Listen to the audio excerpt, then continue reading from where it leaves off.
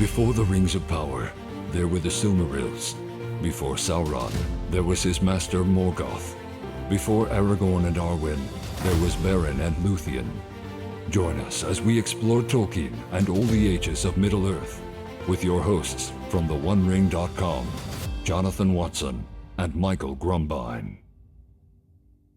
I just got to say, I couldn't care less about the War of the Rohirrim, and apparently tons of other people couldn't either. It was just released, the news of the box office is coming out, and it looks like it's failing dramatically. So I don't know, maybe Michael, you and I won't even go and review it. Is that I mean, I'm more interested in I feel like I should at least watch it to know. It's kind of like I have a sense about it, just like with Rings of Power, where I care about Tolkien so much. I want to see the bastardizations too, so that I can have something to say. You know, it's intelligent. Yeah. Like I can't criticize it too much if I haven't actually seen it. True. With certain exceptions, but because I was going to say maybe next year, early in the year, we can review the Russian version of Lord of the Rings that came out in like 1991. That's on YouTube right now. Since you love watching all bastardized versions of the Lord of the Rings, that would be pretty funny. So I know, Michael, you don't celebrate Christmas. You only celebrate Advent, and Christmas is like it's sort of... I celebrate Christmas at the right time. I will say, my wife did something awesome for me. She made me an Advent calendar. It's only 12-day Advent calendar. Started today. Nice. But it's a bunch of different tasty Belgian alcoholic beverages. So I get to open one up every day, and I was like, "Dude, that's awesome! Like, I get to enjoy that's very cool. Day. That's way better than chocolate." That's true. I do a cigar a day, and my kids do. They have chocolate, but nice. There's a bringing the old traditions back. Let's do it. Let's do it. I love it. Well, speaking of old traditions. Mm-hmm. Today we're going to be talking about how Bilbo lied to us. He lied to us in the published version of the 1932. He did that, which is a pretty cool thing for Tolkien to do, where he changes his version from the 1937 to the 1951 version of The Hobbit, and then he has Gandalf tell Frodo that the version that he knows about what happened in the Riddle game and with Gollum is a made up version, and by which Tolkien to Gandalf was talking about the 1937 version. So Frodo thinks that the 1937 version of the Riddle game is what happened, apparently, but we all know it's the 1951 version that really happened. Yeah, and so we're gonna today look at the differences between the versions. We're not gonna like comment on them as like opinions, just because I think it sort of doesn't make any more sense to do that. Fun it's sort to of like explore the differences. It is, but we're gonna start, of course, with our Hobbit fact.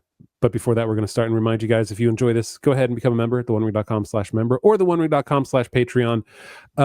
Every new member helps us, keeps us going. Michael will be getting before Christmas a new microphone because he needs it bad. So we're going to do that. We're going to send that over you.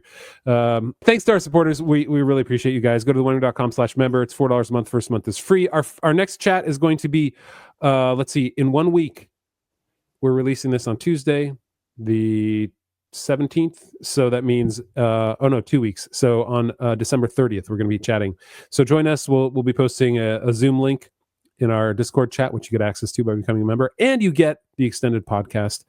All right, so let's jump into our Hobbit facts.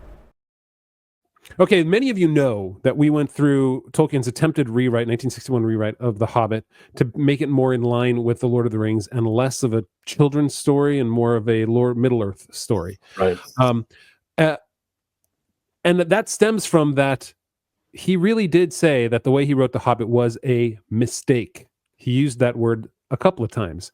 And so he was not, as he got older and he finished Lord of the Rings, he was not happy with how he wrote The Hobbit. And so I think that's one of the reasons why he really decided to write that rewrite. But I have some quotes I wanted to just bring up from the letters of J.R. Tolkien, where he talks about his view of The Hobbit looking back. It being a mistake. So here's what he said in 1951 in a letter to Milton Waldman. He said, The generally different tone and style of The Hobbit is due, in point of genesis, to it being taken by me as a matter from the great cycle susceptible of treatment as a, quote, fairy story for children. Some of the details and tone and treatment are, I now think, even on that basis, mistaken. But I should not wish to change much, for in effect this is a study of a simple, ordinary man, neither artistic nor noble and heroic against a high setting. And in fact, the tone and style change with the Hobbit's development, passing from fairy tale to the noble and high, and relapsing with the return. So he saw it as a snapshot in time of who he was and what he knew and how he wrote then. And so going back and changing it would be a mistake. But then he went back and tried to change it. So maybe, and then he realized it was a mistake. So that was in a letter from 1951. This is in a letter to W.H. Auden in 1955. He said, "The Hobbit was originally quite unconnected to The Lord of the Rings, though it inevitably got drawn in the circumference of the greater construction, and in the event modified it. It was unhappily really meant, as far as I was conscious, as a, quote, children's story. And as I had not learned sense then, and my children were not quite old enough to correct me, it has some of the silliness of manner caught unthinkingly from the kind of stuff I had served to me, as Chaucer may catch a minstrel tag. I deeply regret them. So do intelligent children." So he regretted the way that he spoke to children in that book as a children's story. He doesn't like the idea that you speak down to children. Do you think that was? Do you think that relates to the parts where he's breaking the fourth wall and talking to the reader? 100%. I completely agree, because I'm going to read this next quote. He actually talks about it. Good insight, Michael. To a letter to Walter Allen in 1959, where he also wrote, "When I published The Hobbit hurriedly and without due consideration, I was still influenced by the convention that, quote, fairy stories are naturally directed to children, with or without the silly added waggery from 7 to 70. From 7 to 70 years old.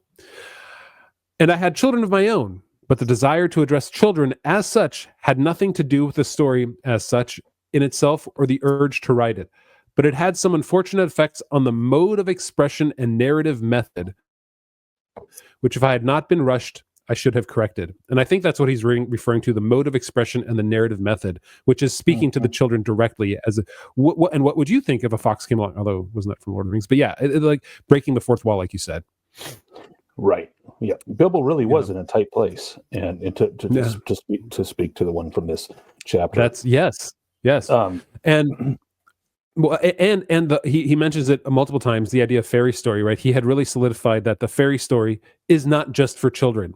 And when he wrote this as a fairy story just for children, it was an echo of what was given to him when he was young, and he was sort of rewriting in that same mode, because that's what he knew at that point in time. He hadn't fully fleshed out his ideas about the importance of fairy story, not being as something just for children, but as something that is a window into the human soul, and that's why human souls essentially enjoy so much in the escape. Right. Which is really interesting considering the timing, because On Fairy Stories came out within 2 years of the publishing of The Hobbit. So it was his shift in that was really right in the middle of the 1930s, where he shifted from unconsciously writing a fairy story like The Hobbit for children with and then believing and stating in his On Fairy Stories essay that it isn't just for children. And in fact, fairy stories, properly speaking, are not for children, or don't need to be anyway. So interesting. Like, and I think that this is why he came back in 1961, tried to rewrite it, and then realized it was a mistake, because it was his moment in time that he said, that was important to him to keep that. And in a way, right, I agree with that, although I really would have loved to see what The Hobbit would have been like had he rewritten it. In any case.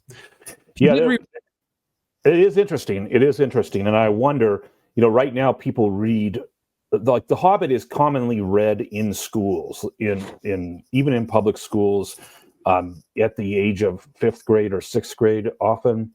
And so, or at least it was a decade ago. I haven't actually checked in the last decade, but it was throughout when I was growing up as well. But they don't read Lord of the Rings, and Lord of the Rings is more I think it's more adult. It's more sober. It's more epic. It's more akin. It's more attuned to the rhythms of those who strive with the world and evil and virtue and vice. And there's things that are very adult in Lord of the Rings, not in the silly modern sense when we use the word adult, which just means hedonist, but in the it deals sense. Yes, right, yeah, it deals with adult themes that you learn as you become an adult and that are important. That's very general, I guess, but yes. All right, so though Tolkien didn't go back and rewrite the whole Hobbit, he did, when he published Lord of the Rings, realize that chapter in the Hobbit, number 5, Riddles in the Dark, not so much exactly what I needed to be. And so he realized he had to make a big change, to make the ring sinister, to make Bilbo's interaction with Gollum antagonistic. And so there are some serious changes. And so as we go through this rewrite, what changed between 1937 and 1951, I'm going to start with what he said in the prologue to Lord of the Rings. And then also in Book 12 of the Histories of Middle-earth, The Peoples of Middle-earth, he had an extended description of what Gandalf said to Frodo, talking about how Bilbo lied to him about the ring was a present and it wasn't really a present. So, and if you guys want, what I'll try and do is I'm going to put together a PDF of chapter 5 of Riddles in the Dark, the original one, so that you can easily get it and read it too. And so if you want to read it before going through this, look for the link in the show notes or in the notes below on YouTube, and you can read that entire chapter first too. All right. Will that chapter have the marked parts where the changes were? No, it'll just be the chapter. There's also a site that does show the changes, and we can put that link in the show notes there too. But if you just want to read it, like pop it up in your. But it is actually pretty interesting. That not interesting, but it's pretty easy to explain. The changes were like 99% of the changes occur after Gollum gives his final guess, or guesses, I guess, about what's in Bilbo's pocket, and then everything from that point all the way until he enters the guard room of the goblins to exit. That everything there is very different. Is very different, yeah. And that is pretty much 95+% of the changes made in this chapter are just that section. So if people just want the quick reference, those are the parts that have changed. Is everything after Gollum. So the riddles themselves haven't changed. There was a word or two, but the riddles didn't change. It was really what happened after Gollum fails in his final answers to guess what's in Bilbo's pocket. Yeah. All right. So yeah, that's a good point. You almost don't have to read the whole first half of the chapter or so, or even first, correct, 3/5 or so. All right. Here's what Tolkien said in the prologue to Lord of the Rings. Now, it is a curious fact that this is not the story as Bilbo first told it to his companions. To them, his account was that Gollum had promised to give him a present if he won the game. But when Gollum went to fetch it from his island, he found the treasure was gone. A magic ring, which would have been given to him long ago on his birthday. Bilbo guessed that this was the very ring that he had found, and as he had won the game, it was already his by right. But being in a tight place, he said nothing about it and made Gollum show him the way out as a reward instead of a present. This account Bilbo set down in his memoirs, and he seems never to have altered it himself, not even after the Council of Elrond. Evidently, it still appeared in the original Red Book, as it did in several of the copies and abstracts, but many copies contained the true account as an alternative, derived no doubt from notes by Frodo or Samwise, both of whom learned the truth, though they seem to have been unwilling to delete anything actually written by the old Hobbit himself. Gandalf, however, disbelieved Bilbo's first story as soon as he had heard it, and he continued to be very curious about the ring. Eventually, he got the true tale out of Bilbo after much questioning, which for a while strained their friendship, but the wizard seemed to think the truth important, though he did not say so to Bilbo. He also thought it important and disturbing to find that the good Hobbit had not told the truth from the first. Quite contrary to his habit, the idea of a present was not mere Hobbit-like invention all the same. It was suggested to Bilbo, as he confessed, by Gollum's talk that he overheard, for Gollum did in fact call the ring his birthday present many times. That also Gandalf thought strange and suspicious, but he did not discover the truth in this point for many more years as will be seen in this book. So, it's funny. Very, very few authors go back and rewrite a book like this. They'll go back and redo movies. I mean, George Lucas redid the special editions of Lord of the Rings or of Star Wars, and you see other films. When they're re-released or they do special editions, they do that, but not books so much because that requires a lot more, I think, directed outlining, making sure things don't like track further down and cause issues and problems. Yeah, retconning is actually really complicated to do it well. Yeah. And so what Tolkien did here in order to retcon this, so to speak, is that he actually made it part of the story. Like the lie was important because not only was it reflective of what the real story was, but of how the ring's grip on him instantly took hold. And then Tolkien actually, he wrote a sort of an extended version of how he told Frodo about these rings and about the One Ring and how Bilbo actually found it. This is found in chapter 1 of the Peoples of Middle-earth, book 12 of the Histories of Middle-earth. This is Gandalf speaking. I already suspected much of it. Indeed, I already suspected something that I'm sure has never occurred to you. Bilbo's story was not true. What do you mean? Cried Frodo. I can't believe it. Well, this is Gollum's account. Bilbo's reward for winning was merely to be shown a way out of the tunnels. There was no question of a present, least of all giving away his precious. Gollum confesses that he went back to his island to get it, simply so as to kill Bilbo in safety, for he was hungry and angry. But as Bilbo had already picked up the ring, he escaped, and the last Gollum knew of him was when he crept up behind and jumped over him in the dark. That is much more like Gollum. But it is quite unlike Bilbo not to tell the true tale, said Frodo. And what was the point of it? Unlike Bilbo, yes, said Gandalf, but unlike Bilbo with the ring, no, I am afraid not. You see, half unknown to himself, he was trying to strengthen his claim to be its rightful owner. It was a present, a prize he had won, much like Gollum and his birthday present. The two were more alike than you will ever admit. And both their tales were improbable and hobbit-like. My dear Frodo, elven rings are never given away as presents or prizes. Never. You are a hobbit yourself, or you would have doubted the tale as I did at once. But as I have told you, I found it impossible to question Bilbo on the point without making him very angry. So I let it be for our friendship's sake.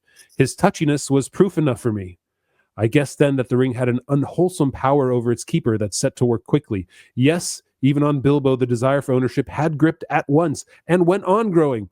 But fortunately, it stayed at that, and he took little other harm. For he got the ring blamelessly. He did not steal it. He had found it, and it was quite impossible to give it back. Gollum would have killed him at once. He paid for it, you might say, with mercy, and gave Gollum his life at great risk. And so in the end, he got rid of the thing just in time. But as for Gollum, he will never again be free of the desire for it, I fear. When I last saw him, he was still filled with it, whining that he was tricked and ill-used. So, yeah, I love that extended edition where he said the part that really... Like you think, okay, well, Bilbo stole the ring. No, he did just find it, and he really had no choice but to keep it, either. And the way that he bought, the way that he paid for it was with mercy by giving Gollum his life back. Where he could have chosen. Yeah, that's the most interesting phrase. Like where Gandalf is actually talking about how mercy is a payment. Mercy, as in sparing Gollum's life, is a kind of payment for the ring, and of course. That's not true in Bilbo's mind, nor is that true in Gollum's mind. So Gandalf can only be talking about in the mind of Iluvatar or in the mind of true justice. It's definitely not true in Sauron's mind. So there's only like the only way he could say that that's true, that there's a payment of one for another, except as a very incredibly loose metaphor, is that there's an actual balance of this evil object of power with this act of mercy as a kind of recompense. And then that way, I guess the reading of this would be that is that fact that Bilbo came to it blamelessly and that he quote unquote paid for it with mercy would be the reason why he was able to separate himself from it, albeit painfully. Yeah. Is that what you're thinking too? That he never says exactly why. Right. I know I'm speculating a little bit. Yeah. Connecting some dots, but he does say, something like, and thus he was able to, just in the nick of time, or just And so in the end, he got rid of the thing just in time. So clearly, time is important. I'm not sure if Gollum would have been able to get rid of it after having it for decades, like Bilbo did. Well, 500 years or so. No. But if it would Gollum, if at 50 years in, would Gollum have been able to get rid of it? Get rid of it. Right. Like when right. That's what I mean. Like I don't think Tolkien ever says, because clearly more time with the ring would have, Tolkien believes, would have made it impossible for Bilbo to give it up, and he would have turned into a Gollum-like character. But the more time with it, the worse it is. But it's clear the one thing that Tolkien did change, and we can get into the changes right now, is that he made the ring sinister in this, right? There was no sinister aspect to the ring originally at all. It was just used for sinister purposes, for Gollum to kill the orcs, to eat them. Yep, that's true. Now, one final note about your quote that you read from Peoples of Middle-earth was that, interestingly, Gandalf in that extended edition calls the ring an elven ring. He said elven rings are never, which, of course, it's not. But he didn't know it at the time, ultimately. He wasn't... I'm not sure if this is from Chapter 2, Shadow of the Past, so this would be... Let me get it right. This would be... He's quoting. Yeah. I think he does. I think he knows it's the One Ring. He knows it's the One Ring, but he does call it an elven ring. I mean, maybe because the elves made all the rings and it would make sense to Frodo. Right. It was an elven craft. Yep. So it's interesting. But anyway. Yeah. It's a good catch. Okay. So the very first change, right? The big change is that the ring is obviously now a present in the 1937 edition. It is literally given... That's the largest change. Yeah, that's the change where Bilbo still finds the ring. Gollum doesn't give it to him, but they fight not over a way to get out, but for Gollum to give him a present. And so the very first change that we have in the books, in between the editions, the first change is where Gollum says, "If it asks us and we doesn't answer, then we does what it wants. We shows it the way out. Yes." And then Bilbo, or in the original edition, Gollum says, "If it asks us and we doesn't answer, we gives it a present." So right there, the initial whole point of the riddle game is now it's a present. It's not getting a way out. Exactly, and that's that present versus something else is referred to a couple other times as you go through. So when you would started to mention when he was hoping that Gollum wasn't going to be able to answer the question about the sun on the daisies. Yeah. In the original version, he's wondering, instead of hoping that the wretch would not be able to answer, as it says in the text that we're all familiar with, it says wondering what Gollum's present would be like. So he's like there's nothing sinister there. It's just like, oh, he can't guess. I wonder what my present is going to be. And this is where, like, one of the first phrases, like, oh, now he's looking at Gollum as a wretch too. So Gollum becomes more sinister and more evil, even in the ways that Tolkien is describing him in the rewrite too. But like you said, the big change comes further down, where it's after they go through Bilbo's riddle, not riddle. What have I got in my pocket? Right. And this is where, I mean, we're adding like a couple pages of content here. Yep. And massive changes. Yeah. So the first thing is that Gollum knew, well, he had learned long ago never ever to cheat at the riddle game, which is a sacred one and of immense antiquity. And then the difference that he started with here, that Tolkien wrote, is he knew, of course, that the riddle game was sacred and of immense antiquity. That was in the 1951 edition.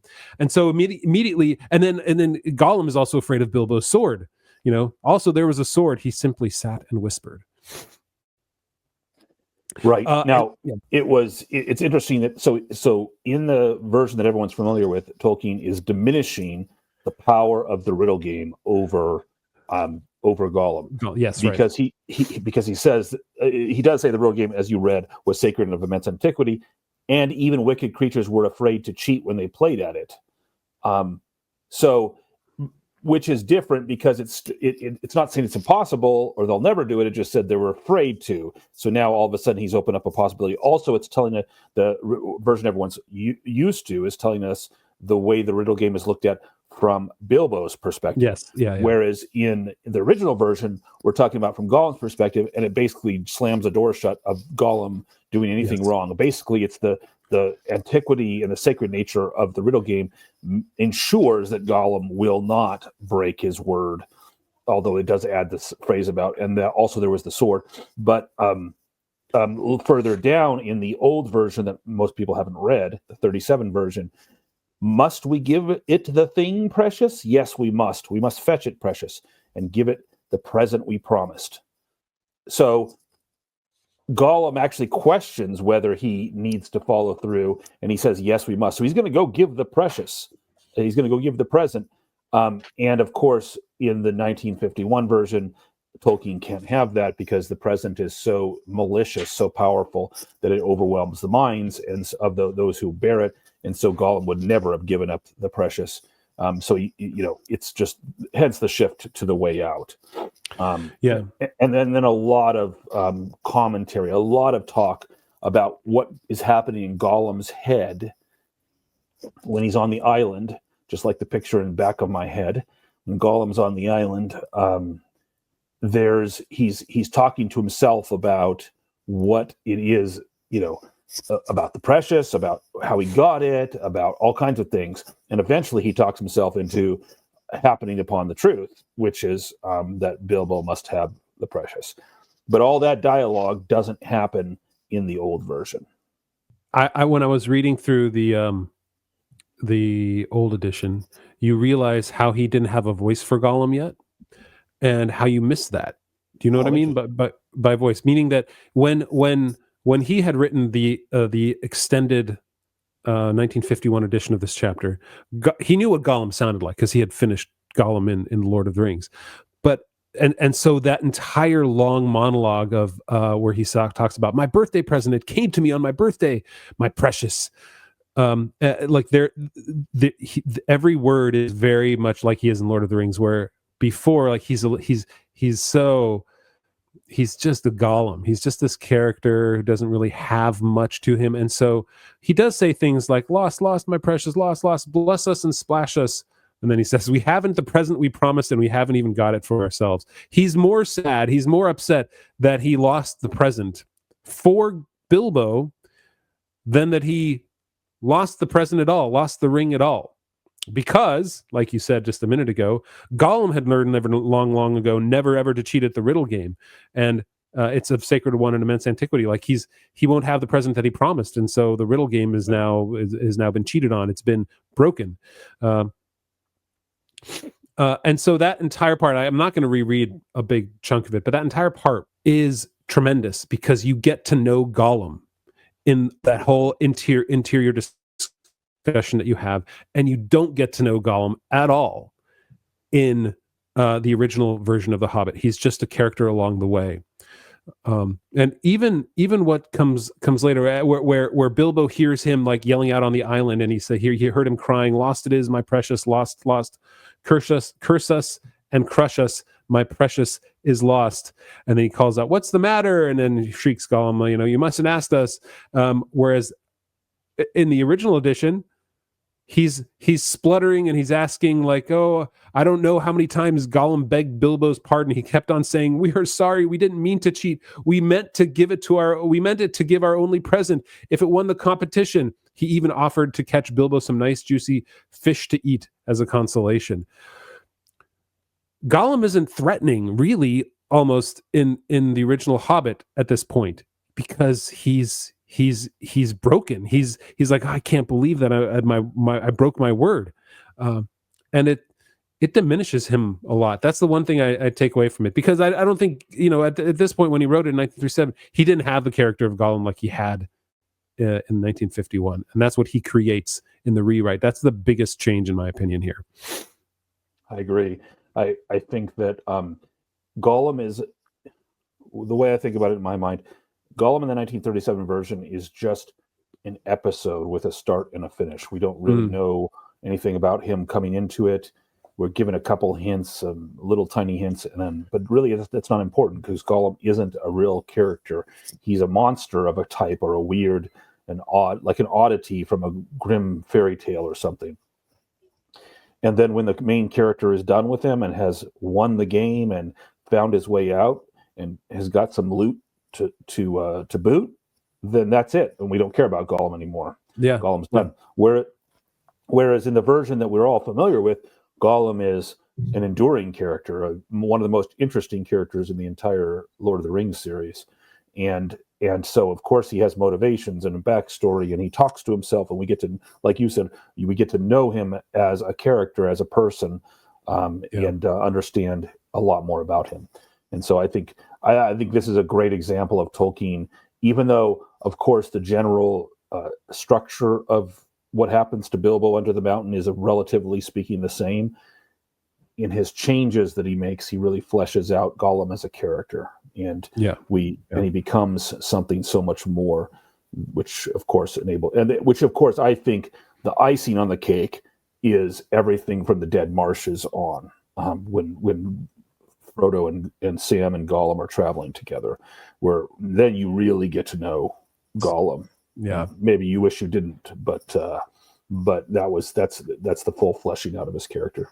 Yeah, and so in addition to Gollum, I think reading through this chapter, the other thing that struck me is the ring. The ring is different now too. Mm-hmm. Originally, the ring was simply a ring of power. It was a ring that granted invisibility. It was, sorry, right. I didn't mean to bring that up, the rings of power. I apologize. And so the first time Bilbo puts on the ring, it's not like accidental. The ring has no agency. Tolkien wrote this: as they went along up the tunnel together, Gollum flip-flapping at his side, Bilbo going very softly, he thought he would try the ring. He slipped it on his finger. "Where is it? Where's it gone to?" said Gollum at once, peering about with his long eyes. "Here I am, following behind," said Bilbo, slipping off the ring again and feeling very pleased to have it and to find that it really did what Gollum said. And you compare that to when the ring already is sort of mastering over Bilbo, right? It puts the ring on his own finger. He feels a sense of loss when he comes up to the orcs. Well, he jams his hand into his pocket. Yeah, that's right. Yeah, he just feels a sense of fear and loss. And it even mentions the ring, and then he jams his hand into his pocket, and the ring pops on his hand, just like it did when Gollum was first coming after him to murder him, and he trips and falls down, and the ring ends up on his hand, and he is thereby saved from Gollum the first time. It really is the ring is really in control in a way that it never was in the first version.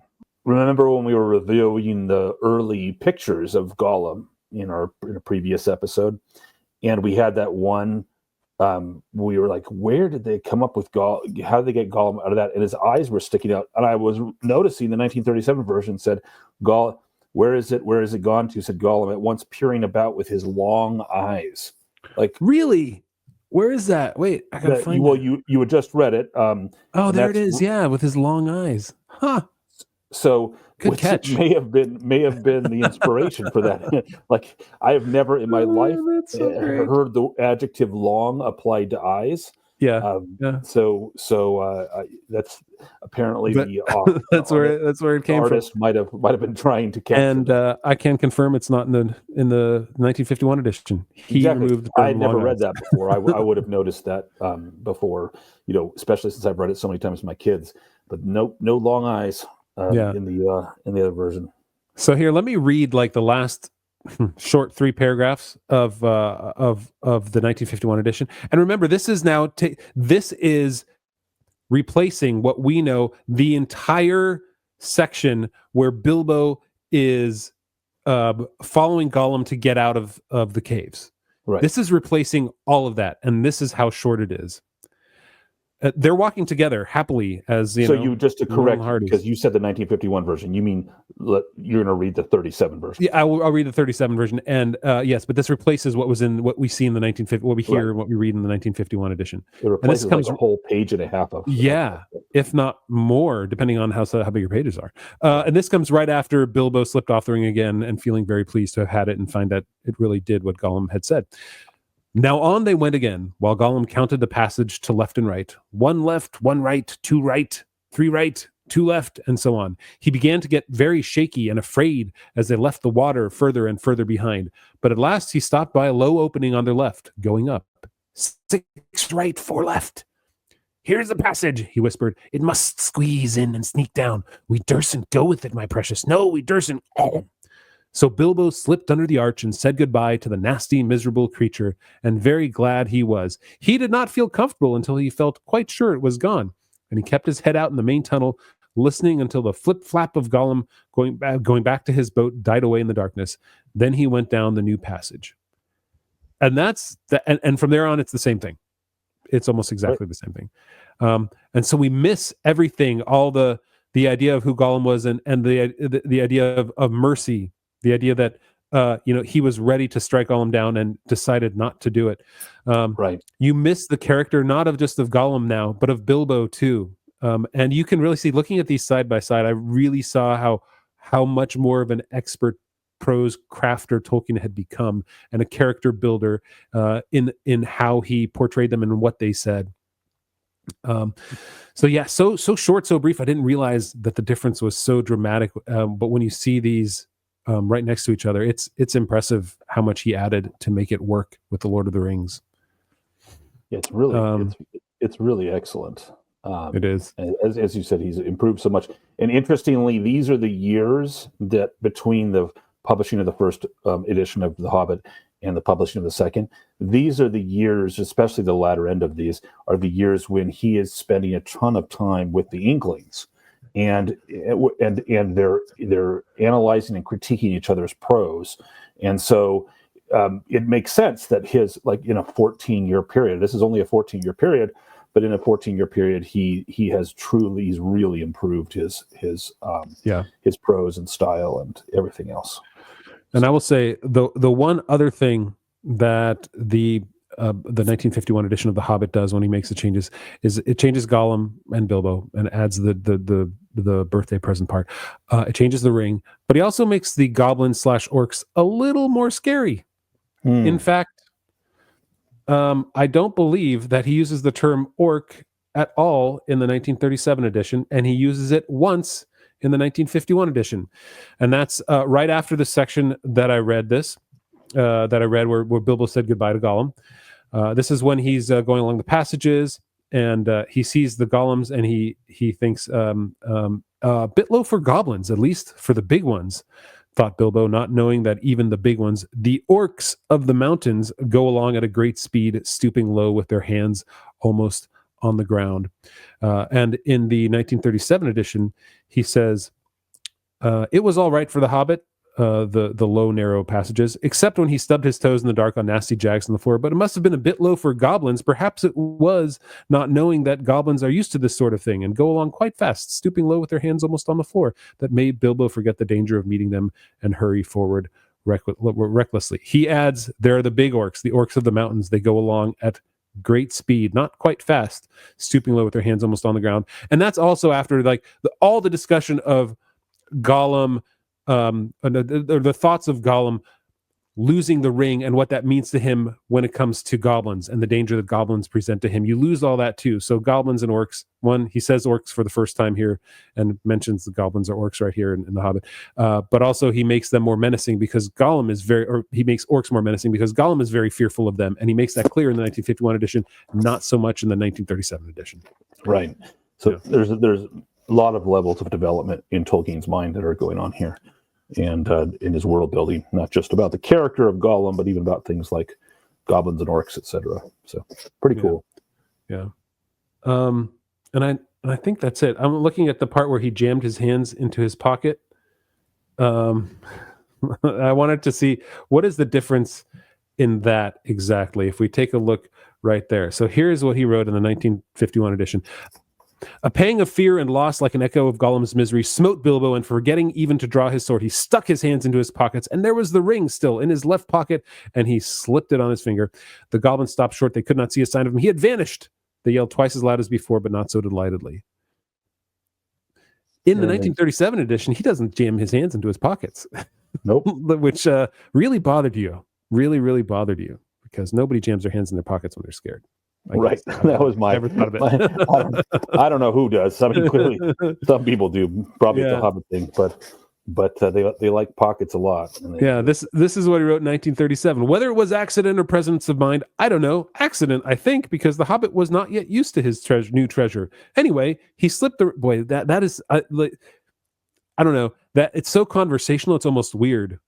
Accident, I think, because the Hobbit was not used yet to his new treasure. Anyway, he slipped the ring on his left hand, and the goblins stopped short. They could not see a sign of him. Then they yelled twice as loud as before, but not so delightedly. Yeah. I mean, it's just the difference between. Well, first of all, it's like you just pointed out. He's talking to the reader more. Yeah. He gets rid of that. But second of all, it's just a happenstance for him.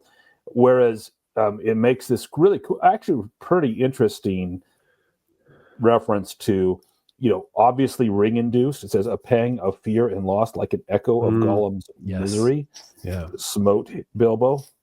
A pang of fear and loss. Fear I get. Why would there be loss smiting him when he's being charged by goblins? I don't understand. I do. I think, except to say that that it's the ring induced, because it's the idea that you're gonna now the jig is up and you're gonna get captured and you're gonna lose the ring, and so that's a fear of loss, which is no doubt a ring induced sentiment. I'm sure that's what he meant. I'm sure that it's the loss. Like he had it on earlier, and then he took it off, and it was right. Well, right before that, he says whether it was an accident or a last trick of the ring before it took a new master, it was not on his finger. With yells of goblins. That implies that it had come off his finger because the ring just popped itself off. Yeah, it's very much giving the ring agency. Of a sort. Yes, yeah. So. And it doesn't have it before because it didn't need it before. Right. Man, this makes me want him to rewrite the entire thing even more so. I'm going to work on an AI, a model here in order to rewrite the whole. No. I shudder to think what AI is going to come up with. I might actually enjoy the Rings of Power after looking at the AI version. Yeah. Well, I don't know, man. AI is very useful in certain cases, but when it comes to creativity, this is first and foremost and always essentially a creative endeavor. And AI can't create; it can just regurgitate. It can vomit back up things that have been combined in its AI stomach. So there's an image. Because you know what AI does? Anytime you deal with fantasy and AI, like us, like I run our transcripts of our podcast through AI to get ideas. I don't ever use any of it. But the one word it always uses every single time when it says, like, here's a nice summary of this here. Join us as we delve into Middle-earth. I'm like, really delve? Every time it's delve, because we don't dive, we don't pursue, we don't explore. Even though that's in the title, it's delve, and I'm so tired of them using that adjective every single time. AI can be it's so inane, because what it is, think of a bell curve, right? You have the low end and you have the high end, and you get this mealy middle. It's not even the top of the bell curve. It's like this middle weird range of it, where the words that everybody learned and were told not to use in their own story writing is still being used by AI because it's out there so often, because so many people are bad writers. Well, because AI doesn't have a mind. It was never told anything. I mean, it gets told things, but it's just a regurgitation. It's just and what's funny is you can see here that this is what AI can't do, which is take a work that you had done 15 years ago or 14 years ago, however long it was for Tolkien when he rewrote this chapter of The Hobbit, and make it better, right? You cannot say, like, take this character, okay, give the ring agency, and it wouldn't do what Tolkien did. It speaks not only to the genius of Tolkien, but to the human condition that an AI can never replicate. Like I read through this, and I'm still floored by how much he changed, and how much he made Gollum more menacing and more pitiful, and how much he made Bilbo more susceptible to the ring. And it worked right into. He establishes the ring as a force and a force with a will. He establishes Gollum as a real character, not just a monstrous pastiche against which Bilbo has to escape, from which Bilbo has to escape. Right. And so it's a real such an improvement on so many levels. Agreed. All right, guys, we're going to call that. Call that. But yeah, check it out. Read the side by side. Read the PDF, and I think you'll see how much better his second attempt at rewriting this here was, and how necessary it really was. And I love still how he brought it into the story that the original tale wasn't right because Bilbo was under the influence of the ring already and didn't want to let people know that he had it, and the ring didn't want to let people know that there was a master out there that it had already taken Exactly. and was starting to take over. So really well done. I love it. All right, next week, guys, we should be reviewing the War of the Rohirrim. We're going to be taking a look at that, and then we'll be taking a week off because of Christmas time, and then we'll be back onto the Hobbit, onto chapter 6, out of the frying pan into the fire, I believe. Something about frying pans. All right, everybody. Thanks for joining us again. If you want to get the extended podcast, we're going to jump into that. Go to theonering.com/member. Join our Patreon and membership group. It gets you the extended podcast. It gets you into Discord, and it'll get you into our December 30th at 9 p.m. Eastern live chat that you guys can join with us and ask questions and talk whatever it is on your mind. But most importantly, subscriptions will get you out of the moniker that always comes at the end of every episode. Goodbye, freeloaders.